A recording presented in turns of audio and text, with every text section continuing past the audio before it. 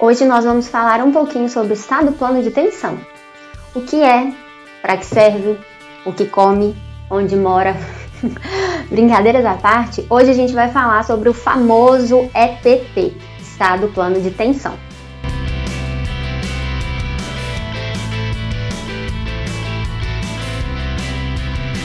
Olá, seja muito bem-vindo ao canal.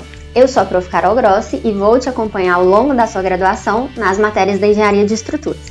No vídeo de hoje a gente vai falar um pouquinho sobre o estado plano de tensão, que é uma simplificação do estado geral de tensão que a gente aprendeu na aula passada.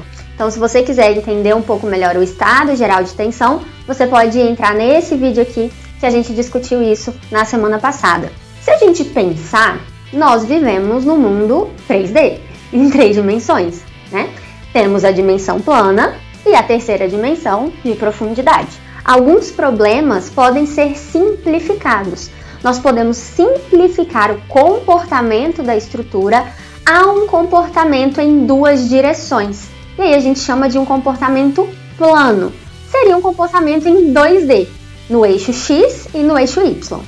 Trabalhar no estado geral de tensão é bem mais complexo. E aquele cubo de tensões pode ser reduzido a um quadrado. Da mesma forma que o cubo representa um ponto, a gente pensa num cubo infinitesimal, o nosso quadrado também é um quadrado infinitesimal, para mostrar o que está acontecendo ao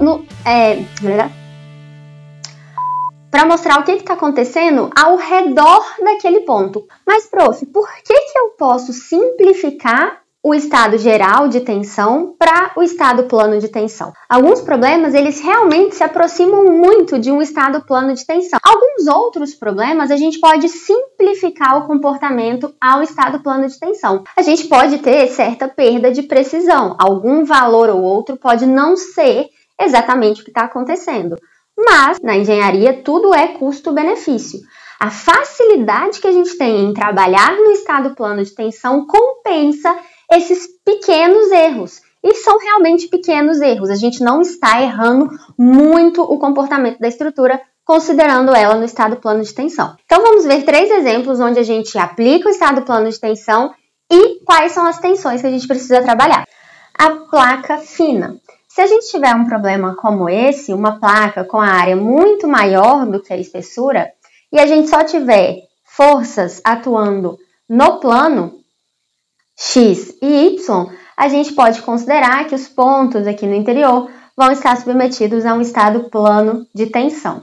Elementos lineares também, como vigas e eixos, na superfície livre, também podemos simplificar o estudo para o estado plano de tensão. Quando calculamos as tensões aqui dentro devido aos esforços solicitantes, elas somente se alteram na altura da viga. Na espessura, a gente considera que essa tensão é uniforme. Então, os valores que a gente obteria na superfície livre podem ser considerados para qualquer ponto na largura, porque essa tensão é uniforme. Sendo assim, quando a gente está tratando de uma viga, por exemplo, ou um eixo, nós podemos considerar que as tensões que a gente vai obter ali daquele estudo são tensões que atuam no estado plano. Então, eu vou trabalhar com σx e com tal xy nesse caso. Exemplo 3. Vasos de pressão de parede fina. Em vasos de pressão, quando a gente estuda as tensões às quais as paredes do reservatório são submetidas, a gente também pode considerar que está ocorrendo aqui o estado plano de tensão. Nesse problema, a gente tem até um caso especial, que a gente chama de tensão biaxial, porque aqui só vão ocorrer tensões normais. É importante que o reservatório esteja sob pressão interna e seja considerado de parede fina.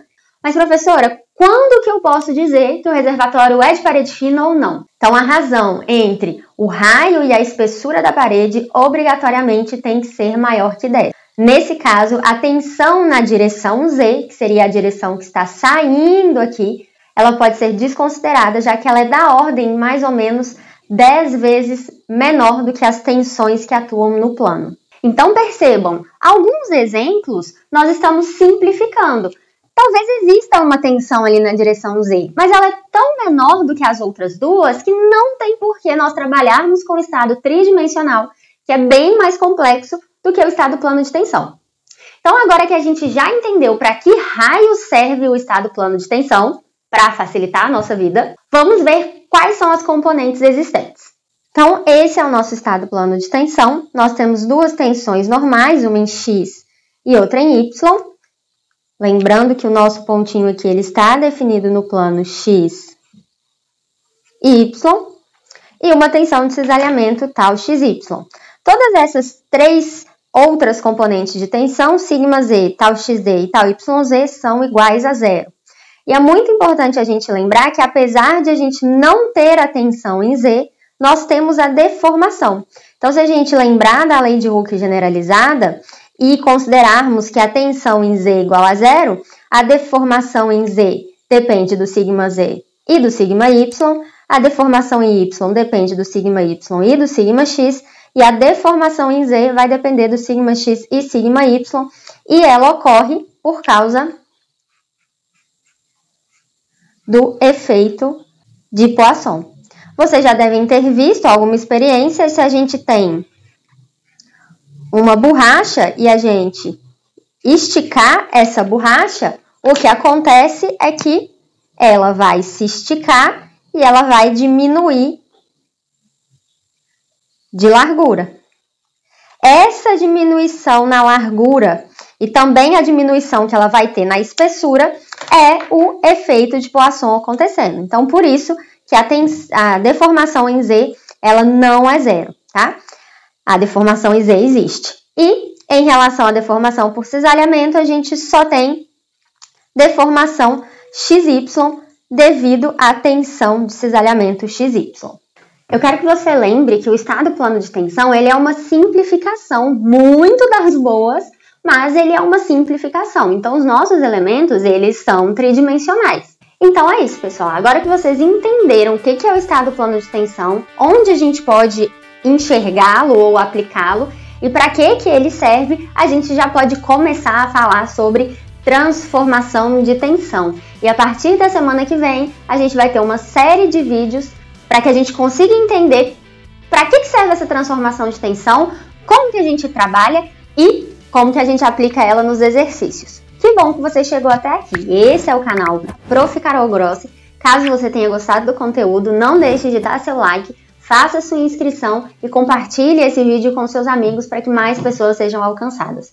Muito obrigada e até o próximo vídeo.